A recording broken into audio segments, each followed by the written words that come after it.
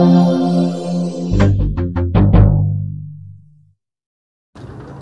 Қазақстан, сіздермен Нұржан Оспан. Онлайн каналына қош келдіңіздер. Бүгін біз Өнер қырандары театрының Наурыз көше 2 атты мерекелік концертінде қонақтамыз.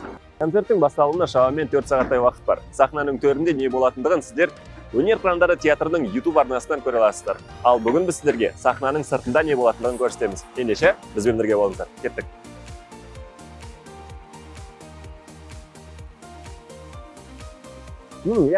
Сәл болғанда ұмытып кететіндей екенбіз. Бүгін біз дәл сіздердің дайындаған сұрақтарыңызды театр ұжымына қоятын боламыз. Сырмаға, сізге қояр бірінші сұрақ, оқырмандардың арасында ең жиі қойылатын сұрақ бізде. Мамандығыңыз қандай? Мамандығым актер. Театр және кино актері. 4 жыл сол мамандықты оқып бітірдім. Академиядан, Жүргенов атындағы өнер академиясында. Темірбек Жүргенов атындағы. Жақсы, екінші сұрақ, өнер барысында дайындық қалай? Өнер барысында дайындық жақсы жүріп жатыр. Бір ай болды дайындалып жатқанымыз. Өте аз уақыт дайындалып қалды, өйткені бізге айтылған уақыт декабрьдің 25-і болатын. Сол 25-нен бері бізде уақыт болмай кетті. Ары жүрдік, бері жүрдік, гастрольмен жүріп қалдық. Соны кеше осы февральдың ортасында бастадық. Содан бері дайындалып жатырмыз. Жаман емес, енді болады. Барынша көреміз. Кімге бақ бұйырады, сол алады ғой бұйырса. Жақсы, бүгінгі кеш несімен ерекше болады? Бүгінгі кеш нағыз наурызға арналған қазақы көңіл күй. Елдің бәрі қазақы киімде, сондай бір оюланған, көңіл күй өрнектелген, барлығы сондай жасыл, қызылды керемет өтеді деген сондай бір ерекшелік бар. Енді ең бастысы қазақтың ұлы тойы, төл мерекесі, наурыз мерекесінің нағыз көңіл күйі ғой енді бүгінгі. Сол ерекшелігі сол енді. Таза наурыз. Бүгін жылатпаймыз. Бүгін көңіл күй түсірмейміз. Бүгін тек позитивный, жоғарғы көңіл күйді деп айқайлап бастан аяқ солай өткіземіз бұйырса. Таза наурыз. Наурыздың қандай екенін көрсетейікші қазақтарға. Жақсы, бәрекелді. Олай болса, біздің көрермендерге және де бүкіл қазақ халқына өзіңіздің наурыз мерекесіне тілегіңіз. Енді құрметті көрермендер, қазақ елі наурыз құтты болсын. Наурыздан наурызға аман есен жетуді нәсіп етсін. Барлықтарыңыз үйден наурыз көже пісіріп, наурыз көжені жақсылап, адамның бәрін, туған туыстың бәрін шақырып, наурыз көжеші бір арқайын достық қарым-қатынасты нығайтып, туысқандық қарым-қатынасты нығайтып, барлығын шақырып, бір үлкен той қылып тойлайық. Той құтты болсын. Бәрекелді, үлкен рахмет сізге. Жанболат аға, бізде бүгін көрермендерден қойылған ең жиі қойылатын сұрақ, мамандығыңыз қандай? Мамандығым өмірдегі ме? Өмірдегі. Актер. Сахнадағы бүгінгі? Дирижер, әкім. Екі образ. Дирижермен бастаймын, әкіммен жалғастырам. Жақсы, бүгінгі кеште ең ерекше не болады? Ең ерекше қазір оркестр болады басында. Сосын одан кейін қалған ерекшелікті айтпаймын, көріңіздер. Бұйырса. Жақсы, сосын үшінші сұрақ, осы көрермендердің арасында тағы да жиі қойылып жататын нәрсе. Осы концерт ұйымдастырған кезде шамамен қанша адамның еңбегі жұмсалады?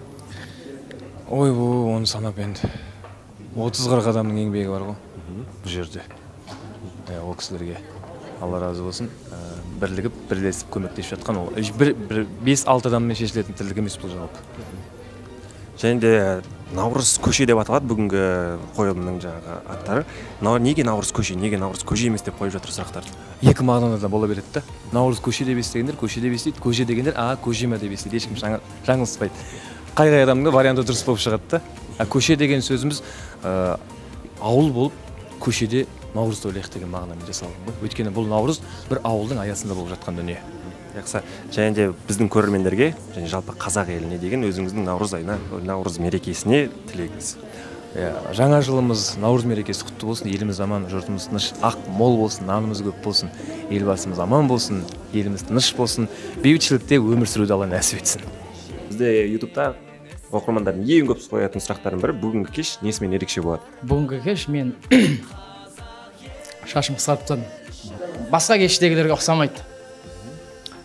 Бірінші ерекшелігі, екінші ерекшелігі, былтыр наурыз көше 1 болса, биыл наурыз көше 2. Сіздің мамандығыңыз қандай? Мен мамандығым актер. Актер мамандығы. Бүгін не дейма? Қойылымда ма? Қақтан деймін. Қазір сезімге беріп үшін мен жауап беріп тұрмын ғой. Тракторист қой. Сонымен бүгінгі кештің аты наурыз көше 2. Неге наурыз көше? Неге наурыз көже емес? Негізінде енді бір жағынан бұл осындай әңгіме туылу үшін біреу наурыз көше дейді, біреу наурыз көше дейді. Жаңа бізде жақсы ғой, біреу жамандау арқылы хит болып кетеді ғой. Сол сияқты бұл наурыз көшесі. Көше көшенің аты Наурыз деп ат қойған ауыл ақсақалдары, және де наурызды бүкіл көше болып тойлайды. Жаңа ауылдың жаңағы қанша үй болса, мысалы 50 үй болса 50 үй бір үйдің баласы сияқты тойлайды. Соңғы сұрақ сізге, бүгінгі біздің көрермендерге деген және жалпы қазақ халқына наурызға деген тілегіңіз. Ассалаумағалейкум, құрметті қазақ елі, баршаңызды келіп жеткен наурыз мерекесімен құттықтаймыз. Жылдан жылға аман есен жете берейік. Алла тағала баршамызға тек жақсылықта жүруді, тойда жүруді, ағайын туыспен жақсы араласып, бауырымыз бүтін болуды нәсіп етсін. Наурыз құтты болсын. Анур аға, бүгінгі кеш несімен ерекше болады? Ойындар болады, басқа ойындар, ұлттық ойындар. Одан кейін ерекшеліктері арасында осындай бір 5-10 минуттық қойылымдар қоямыз. Одан кейін ерекшеліктері көріңіз ғой, көкпар ойнап жатыр. Одан кейін пародия бар. Нұрлан Еспанов ағамызға пародия бар отыр. Сондай бір ерекшеліктері бар. Және де көрермендердің ең көп қойған сұрағы, сіздердің мамандықтарыңыз қандай барлық? Жалпы мен өзім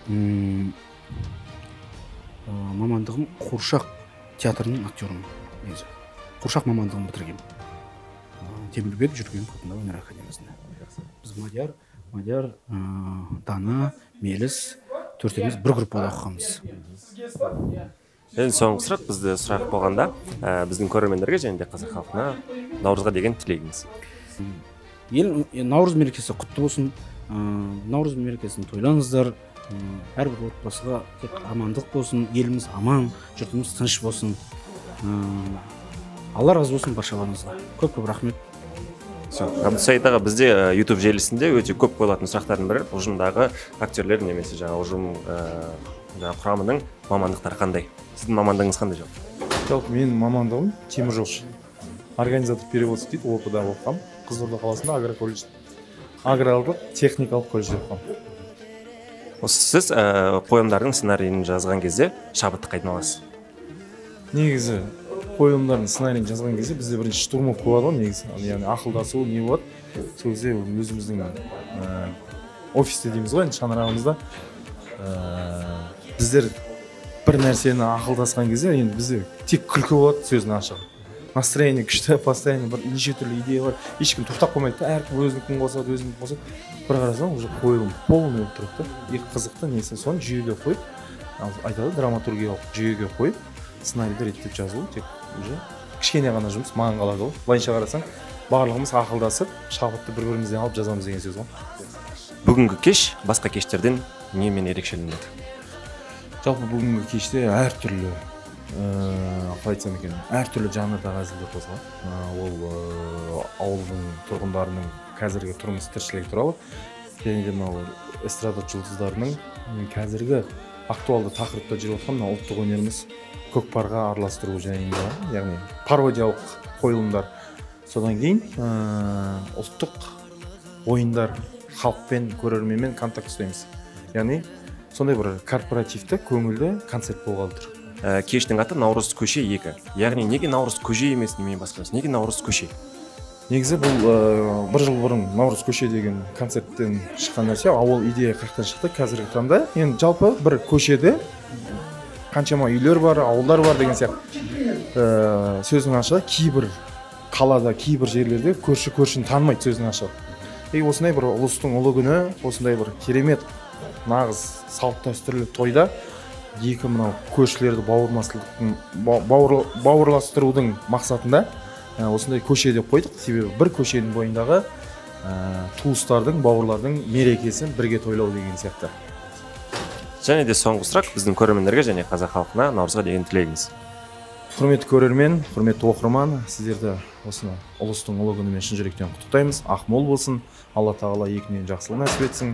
Шаңырақтарыңызда тек қана күлкі, шаңырақтарыңызда тек қана бақыт, береке болсын.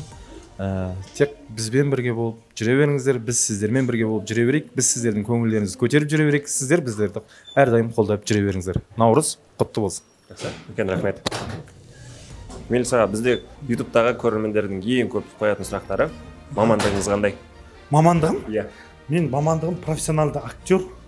Қуыршақ театр актері мамандығын бітіргенбіз, сол бойынша дипломым бар. Бұны басқа білмеймін жоқ. Енді сіз өте жиі жаңағы милиция қызметкерінің рөліне ойнайсыз. Неге? Бұл біріншіден дене пішіміме байланысты. Көп адам мені милиция деп ойлап қалады. Содан кейін бұл өзіме жаңағы сіңімді рөлді көп ойнағаннан кейін жаңағы алып шыға алатыныма сенімді болғаннан кейін маған тапсырып жатыр. Өзіме де былай ұнайды жалпы. Бүгінгі кеш несімен ерекше болады? Бүгінгі кеш тек көтеріңкі көңіл күй болады. Шынымен бір наурыз мерекелік жаңа жылдық көңіл күйді көрсеткіміз келеді. Және де біздің көрермендерге және жалпы қазақ халқына наурызға деген тілегіңіз. Құрметті біздің өнер қандары YouTube арнасының көрермендері, біздің арнаға жазылыңыздар, тіркеліңіздер, лайк басыңыздар, колокольчик басыңыздар. Сіздердің біз өнер қандары әрқашанда қуантуға, қызықты видеолармен сіздерге таңғалдыруға дайынбыз. Сондықтан бірге болайық. Жазылыңыздар, достарыңызға айта жүріңіздер, біздің арнаға жазылсын. Нұреке, концерт ұйымдастырған кезде қандай қиын болдыңыз? Аллаға шүкір, ең бастысы Аллахтың ең бастысы Аллахтың атағын күтеміз. Қандай нәрсе болса да ол Аллахтың сынағы деп ойлаймын. Әрине барлық нәрседе бір өзінше бір кішігірім қиындықтар болады ғой. Бірақ біз үшін онда прямо айтарлықтай ешқандай қиындық болған жоқ деп ойлаймын. Әуелі Аллах. Сіз ұйымдастырасыз, сіз нақты негізгі жұмысыңыз.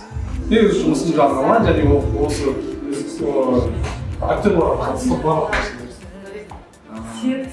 Яғни киімдер, не қажет барлық нәрселер. Біздің есіміміз қалап жақсы. Енді жақсы жасаймын. Және біздің көрермендерге енді барлықтарыңызға осы наурыз құтты болсын. Балықтан жақсы күнде келесе берейік. Ассалаумағалейкум Серік аға. Бүгінгі бізде көрермендердің ең жиі қойып жатқан сұрақтардың бірі. Өнер барысына сіздің қатысатыныңыз біледі. Сол дайындық қалай? Ой, дайындық күшті енді. Таң атпай тұрып, ет жеп, қымыз ішіп, жатар кезде де ет жеп, қымыз ішіп деген сияқты. Күшін ол. Сол әзірге. Сырым ағадан жаңада бізде сұрадық, ол кісі біз гастрольде болдым, анда болдым, дайындық онша болмай жатыр, бірақ оның өзінде де біраз қарсыласымды қуат тастаймын дейді. Сіз не дейсіз? Сырым тік қатты екен енді. Десе де енді сырымға сенуге болатын жар, өтірік айтпайтын азамат ғой. Енді Алланың бұйырғаны, менде де сол гастрольдік сапарда болдым ғой. Енді шамамыз келгенше Аллах тағала өзі жаңағы бақ берсе,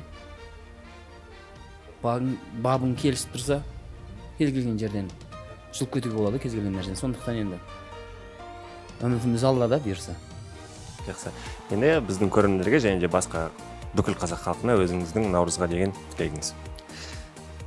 Ассалаумағалейкум қымбатты көрермендер. Баршаларыңызды шын жүректен өзіміздің ұлттың, қазақ ұлтының ұлттық құндылығына бай жаңа жылмен шын жүректен құттықтаймын. Және осы шынымен де айтып жатырмын, ұлттық құндылығына бай деп.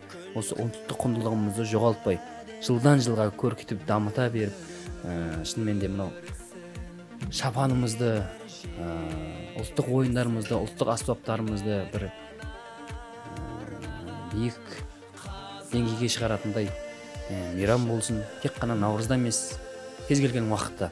Сондықтан бір осы мейрам арқылы осы дәстүрімізді кәдімгі күнделікті отырып алып, шапанмен қымыз ішіп отыратындай жағдайға жеткізейік, Алла бұйырса. Жаңа жыл құтты болсын, ақмол болсын, қайда барсақ жол болсын. Концерттің барысында бір 50 шақты адам жұмыс істейді. Декораторлар, техникалық топтар, операторлар және тағы да басқа сондай бір топтар бар. Бірақ бүгін наурыз көше 2 атты кешімізді бір 200 шақты адам істейді. Неге десеңіз, салтанат би ансамблі 70 адам, отар сазы оркестрі 60 адамдай болды. Және де біздің ұжым 70 адамдай болды. Соған қарасақ бір 200 шақты адам істедік бүгін. Сондай бір үлкен жоба болды. Сосын біздің көрермендерге тілек. Біздің көрермендерімізге тілек, бізге мен маркетинг жағынан айтсам, бізге шынайы сіздердің пікірлеріңізді айтыңыздар, жазыңыздар, хаттарыңызды жіберіңіздер, байланыс телефонға хабарласып, өз ойларыңызды айтыңыздар. Бізге өте пайдалы. Тілегіміз Наурыз құтты болсын. Құдайға біздің YouTube арнамыздың көрермендеріне және де қазақ халқына өзіңіздің Наурызға деген тілектеріңізді айтып жіберсеңіз. Армысыздар, ассалаумағалейкум, ардақты ағайын, құрметті көрермендер, Талғамбек тыңдармандар, Өнер Қырандар театрының бәріміз жанкүйеріміз. Ал енді қазақ жұртына, осы театрдың көрермендеріне жақсылық тілеймін, отбасыларыңызға амандық тілеймін. Мереке құтты болсын, Наурыз құтты болсын, жаңа жылымыз құтты болсын. Өнер Қырандарының шығармашылығы шарықтай берсін, шабыт тілеймін. Енді осындай кештерге елебес келіп шақырғандарына рахмет. Біздерге бәріміз салып жүре берейік, сіздер қарсы алып, қол соғып, жария жар салып аман-есен жүре беріңіздер. Рахмет. Ассалаумағалейкум, құрметті қазақ елі. Келіп жеткен әз Наурыз мереке құтты болсын. Мына ұлт пен ұлысқа бөлмейтін, басын біріктіретін, мына адам баласына қуаныш сыйлайтын көктем мерекесі Алланың берген нығметтерінің бірі. Алла осы мезгілде бізге бар бақуаттылық пен байлықты берсін, денімізге саулықты берсін, басымызға амандықты берсін, елімізге тыныштық, жұртымызға береке берсін дейміз. Ал енді біздің Өнер Қырандары театрының тұрақты көрермендері, әлеуметтік желі, мына ғаламтордағы біздің тұрақты көрермендерімізге мыңда бір алғыс, қашанда қолдап, өздеріңіздің ыстық лебіздеріңізбен жақсы тілектеріңізді айтқандарыңызға Алла тағала бізге айтқан тілектеріңізді өздеріңізге де еселеп нәсіп етсін. Сіздер болмасаңыздар, расында біз сахнада ешкім емеспіз. Ерім деген ел болмаса, елім деген ер қайдан туады деп қашанда біз үшін уайымдап, біз үшін тілекші болып жүресіздер. Алла осы ынтымақ бірлігіңізді жарастырсын. Қашанда біз сахнада, ал сіздер мына көрерменнің көзайымы болып төрде жайғасып, жақсы күнде, жақсы жерде жүздесіп жүре берейік. Алғысымыз шексіз.